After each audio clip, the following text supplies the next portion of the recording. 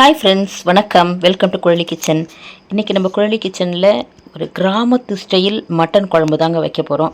அதுக்கு நல்லா மட்டன் நல்லா கழுவிட்டு க்ளீனாக நல்லா ஒரு 3/4 கிலோ மட்டன் இருக்கும். அதை நல்லா கழுவிட்டு அதில் தண்ணி ஊற்றி மஞ்சத்தூள் போட்டுட்டு இஞ்சி பூண்டு பேஸ்ட்டு, உப்பு. சில பேர் உப்பு போட மாட்டாங்க. நான் வந்து உப்பு போட்டால் நல்லா டேஸ்ட்டாக இருக்குது. அதுக்கப்புறம் வந்து நம்ம கொஞ்சமாக போட்டுக்கலாம் நம்ம குழம்பு வைக்கும்போது. அதனால் கறியிலே உப்பு போட்டு வேக வச்சிடுறது. கொஞ்சம் எண்ணெய் 1 டீஸ்பூன் ஊற்றிக்கிட்டேன். ஏன்னா சூப் சாப்பிடும்போது கூட ரொம்ப நல்லாயிருக்கும். இது மாதிரி இருந்துச்சுன்னா வெறும் கொத்தமல்லி ஒண்டி போட்டு சூப் சாப்பிட்லாம். மட்டன் சூப் எல்லாருமே சாப்பிடுவோம் இல்லையா? இதுக்கு தேவையான பொருள் எடுத்து வச்சுருக்கேன் பாருங்கள். மிளகு 1 டீஸ்பூன், ஜீரகம் 1 டீஸ்பூன், பெருஞ்சீரகம் 1 டீஸ்பூனு, பச்சை மிளகா ஒரு 4-5 வச்சுருக்கேன். பூண்டு நல்லா ஒரு 25 பல் உரித்து வச்சுருக்கேன். ஒரு 2-3 வெங்காயம் நல்லா நைஸாக அரிஞ்சு வச்சுருக்கேன். தக்காளி அதே மாதிரி, கருவேப்பிலை எடுத்து வச்சுருக்கேங்க. அவ்வளோதான். இப்போ இதுக்கு தேவையானது இஞ்சி பூண்டு பேஸ்ட்டும் எடுத்து வச்சுருக்கிறேன். இப்போ வந்து நல்லா இந்த மட்டனுக்கு தகுந்த இளங்கறியாக இருந்தால் ஒரு 5-6 விசில் விட்டால் போதும். இல்லைன்னா நல்லா ஒரு 10 விசில் விட்டுக்கணுங்க. 10 விசில் விட்டு நல்லா அப்படி கையால் எடுத்து பார்த்தோம்னா அப்படியே பிச்சிட்டு வரணும். அந்த மாதிரி இருக்கணும். இல்லைன்னா திரும்பி வச்சு ஒரு 4 விசில் விட்டுக்கலாம். நல்லா கையால் எடுத்து பார்த்துட்டு நீங்கள் ஸ்டீம்லாம் போன உடனே தொட்டு பார்த்தீங்கனாலே அப்படியே பிச்சிட்டு வரும். அப்படின்னா நீங்கள் அப்படியே விட்டுடலாம். இப்போ வந்து இந்த கடாய் போட்டு அதில் எண்ணெய் ஊற்றிக்கிட்டேங்க. இதில் வந்து பட்டை, கிராம்பு, ஏலக்காய், லவங்கம்,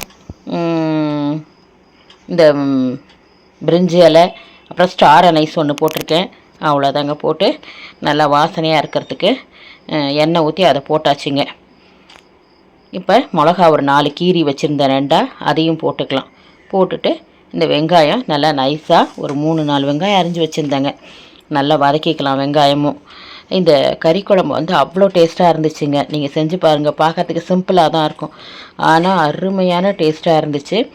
இதில் என்ன அம்மியில் அரைச்சி வைப்பாங்க. நான் அம்மி கிடையாது நம்ம வீட்டில், அதனால் நான் மிக்சியில் அரைச்சி வச்சுருக்கேன். அவ்வளோதான் டிஃப்ரெண்ட்டு. மற்றபடி அவ்வளோ சூப்பரான ஒரு குழம்புங்க இது. கருவேப்பிலை உருவி போட்டுக்கலாம். பாருங்கள், இது நல்லா வதங்கினோடனே தக்காளியும் வச்சுருக்கிறேன். தக்காளியும் போட்டு நல்லா வதக்கிக்கலாம். பூண்டுங்க, நான் ஒரு 25 பல் பூண்டு வச்சுருந்தேன் சொன்னால அதுவும் போட்டுக்கலாம். நல்லா போட்டு இந்த வெங்காயமும் நல்லா சுருள கொஞ்சம் வதக்கி விட்டுட்டு தக்காளியும் போட்டு நல்லா வதக்கிக்கலாம். வதக்கி விட்டு பாருங்கள், இன்னும் கொஞ்சம் வேகணும். கொஞ்சம் கண்ணாடி பதம் மாதிரி இருக்குது. இன்னும் கொஞ்சம் நல்லா வதங்கினா அதுக்கப்புறமா போட்டுக்கலாம் தக்காளியை.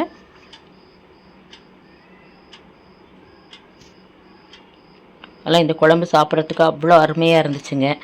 நீங்கள் இந்த மெத்தடில் செஞ்சு பாருங்கள். கறி குழம்பு அவ்வளோ சூப்பராக இருக்குது. இது வந்து கறி போடும்போதே கொஞ்சம் அந்த ஃபேட்டும் போடுவாங்க இல்லைங்களா, அதை தனியாக எடுத்து வச்சுருந்தேன். கொஞ்சோண்டு அதில் இருந்துச்சு, அதை எடுத்து போட்டு வதக்கிக்கலான்னு அதையும் வதக்கிக்கிறேங்க. அது அப்படியே வெந்துடும். அது வதக்கும் போதே வெந்துடும். தக்காளியும் போட்டுட்டு நல்லா வதக்கிக்கலாம். இதில் வந்துங்க ஹோட்டல் மெத்தடில் நான் கறி வறுவல் பண்ணியிருக்கேங்க. ஹோட்டல்லலாம் போனோம்னா நமக்கு உடனே 5 நிமிஷத்தில் வறுவல் தருவாங்க. மட்டன்லாம் வந்து வேக வைக்கிறதுக்கே லேட் ஆகும் இல்லைங்களா. இஞ்சி பூண்டு பேஸ்ட்டு போட்டுக்கலாங்க.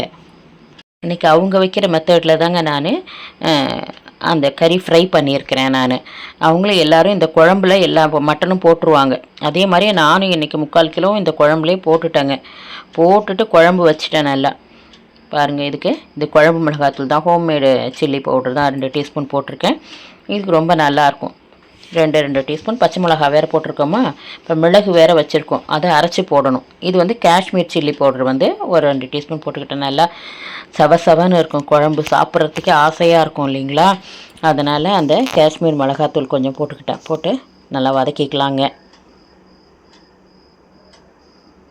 நல்லா குழம்பு பார்க்கறதுக்கே வந்து அவ்வளோ ஆசையாக இருந்துச்சுங்க. டேஸ்ட்டு ரொம்ப பக்காவாக இருந்துச்சு. நீங்கள் செஞ்சு பாருங்கள். மட்டன் குழம்பு இந்த மாதிரி ஸ்டைலில் ரொம்ப நல்லா இருக்குது. நம்ம கூட வெங்காயம் அரைச்சி ஊற்றுவோம், தக்காளி அரைச்சி ஊற்றுவோம். உப்பு தேவையான அளவு நம்ம கறியிலே வேக வச்சுருக்கோம். அதனால் கொஞ்சம் கம்மியாகவே போட்டுக்கணும். பத்தலைன்னா அப்புறமா கூட போட்டுக்கலாம், ஒன்றும் தப்பு இல்லை. நிறையா போட்டுறக்கூடாது. போட்டுட்டு இப்போ வந்து ஸ்ட்ரீம் போயிடுச்சுங்க குக்கரில். இப்போ குக்கரில் இருக்கிற மட்டன்லாம் எடுத்து ஊற்றிக்க வேண்டியதான். கொஞ்சம் சூப்பும் நாங்கள் சாப்பிட்ருவோம். அதுலேயும் சூப் நிறையா இருக்கும். அதையும் எடுத்து இந்த குழம்புலேயே ஊற்றிடலாம். இல்லை நீங்கள் தனியாக ரசம் வைக்கிறதுனா சூப் எடுத்துகிட்டு ரசம் வைக்கலாம். இன்றைக்கி நான் வந்து சூப் ரசம் வைக்கல, வெறும் குழம்பு தான் வைக்கிறேன். அதனால் எல்லாமே இதில் ஊற்றிடலான்னு சொல்லிவிட்டு குழம்பு, கறி அந்த சூப்பு கறி எல்லாமே வந்து நான் இதிலே போட்டுடுறேங்க.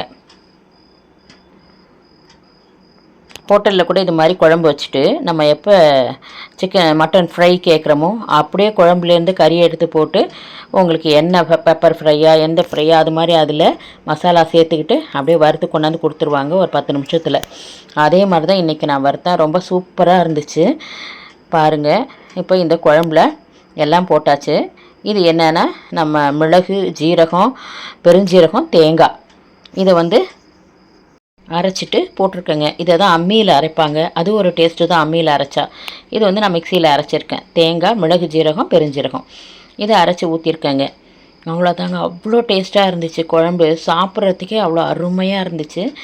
இந்த ஃபேட்டு கொஞ்சம் இருந்தால் குழம்பு வந்து டேஸ்ட்டாக இருக்கும். ஆனால் கொஞ்சம் போட்டுக்கலாம். போட்டு அவங்களே போட்டு தருவாங்க கொஞ்சம் நம்ம வாங்கினோம்னா. அதையும் போட்டு தான் வச்சாச்சு. இப்போ வந்து குழம்பு ஆகிடுதுங்க. இப்போ வந்து அதுலேருந்து எல்லா கறியுமே நான் போட்டுட்டேன். இப்போ வறுக்கிறதுக்கு அதுலேருந்து அப்படியே எடுத்து எண்ணெய் சட்டியில் போட்டிருக்கேங்க. வெறும் கறியை மட்டும் எடுத்து வடிகட்டி போட்டிருக்கேன். இதில் வந்து நமக்கு தேவைன்னா கொஞ்சம் மிளகாத்தூள் போட்டுக்கலாம். எண்ணெய் ஊற்றிட்டு கொஞ்சம் உப்பு போட்டுக்கணும். பத்தாது, உப்பும் பத்தாது. ஏன்னா நம்ம வந்து மிளகாத்தூள் போடுறோம் இல்லைங்களா, அதனால் கொஞ்சம் உப்பு, மிளகாத்தூள், எண்ணெய் சேர்த்துக்கணும். வேணுன்னா கரம் மசாலா நீங்கள் கொஞ்சம் போட்டுக்கலாம். இப்போ மிளகாத்தூள் தாங்க போட்டிருக்கேன் ஒரு 1/2 டீஸ்பூனு. கொஞ்சம் எண்ணெய் ஊற்றி ஒரு 5 நிமிஷம் பரட்டி விட்டு நல்லா எண்ணெய் பிரிஞ்சு வரும்போது இறக்கி வச்சிடலாங்க.